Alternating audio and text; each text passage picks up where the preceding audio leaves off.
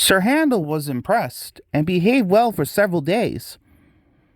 But then things had gone wrong again. Peter Sam had yet another nightmare, worse than the previous ones, and he was stressed the following day. Sir Handel was still cross when they reached the top station. He was hoping for a rest, but his driver thought otherwise. Sir Handel jerked forward. Sir Handel was about to cause a great deal of trouble. They telephoned the Fat Controller. He came up at once with Peter Sam and brought some workmen in a truck. Sir Handel was feeling rather silly. To make matters worse, there stood the Fat Controller. His message to Sir Handel was brief and blunt.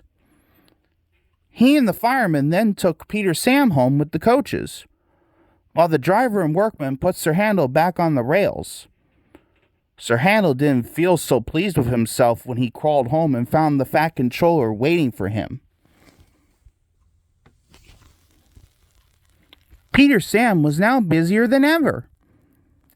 He had to do Sir Handel's work as well as his own. He was very excited, and the firemen found him hard to handle. But Peter Sam was in such a state that he couldn't listen. When his driver came, Peter Sam ran along to fetch the coaches, leaving Sir Handel and Skarloey alone. At the coach shed, Peter Sam bustled in, and they tittered happily together as they followed Peter Sam.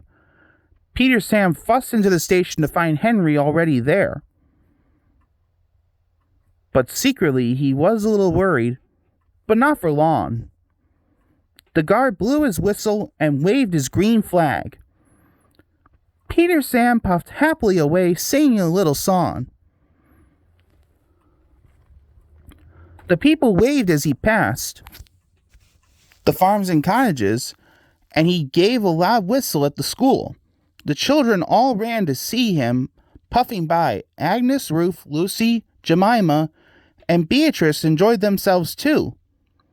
The coaches were growing very fond of Peter Sam.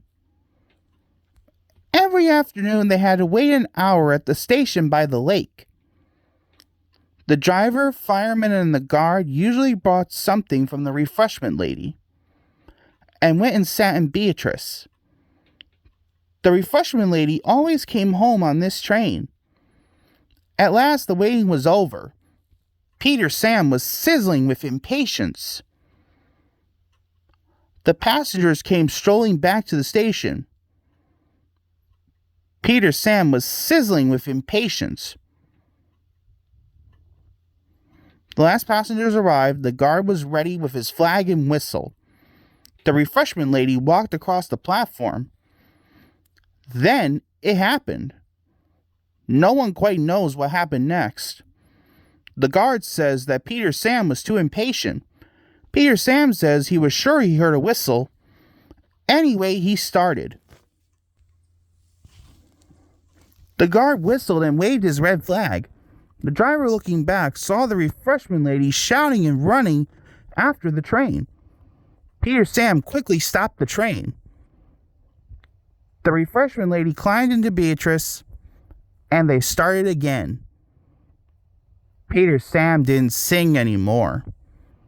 Instead, he hurried along the line as fast as his wheels and his driver would let him. And they reached the big station just as Henry steamed in. But the refreshment lady was still cross. But Peter Sam was too late for that time, for Henry had chortled away. That evening, Peter Sam told Sir Handel everything. With that, the trio happily fell asleep. Next day, which was market day, Peter Sam couldn't work. He needed repairs.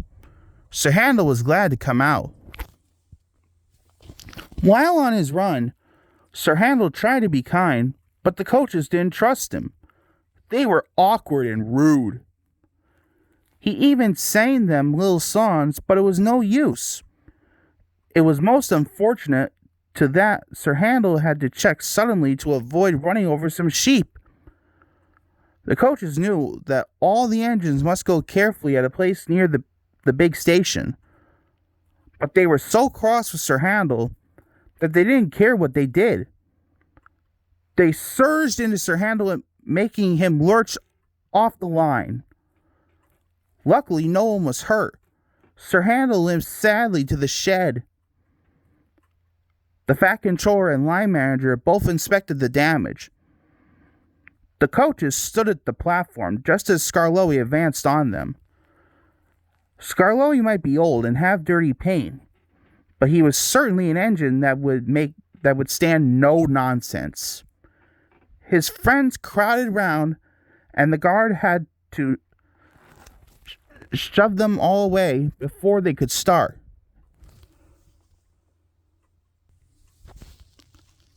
Skarloey felt happy. He remembered all the gates and stiles where he had to stop, and whistled to his friends. The sun shone, the rails were dry. But presently they began to climb, and Skarloey felt short of steam.